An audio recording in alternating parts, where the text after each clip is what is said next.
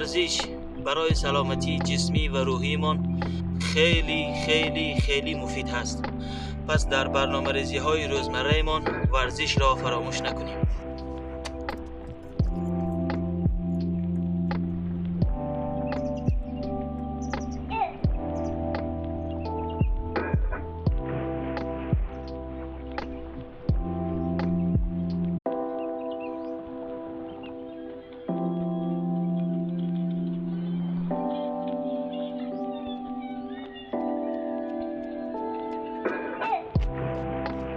ورزش برای سلامتی جسمی و روحیمان خیلی خیلی خیلی مفید هست. پس در برنامه‌ریزی های روزمره مان ورزش را فراموش نکنیم.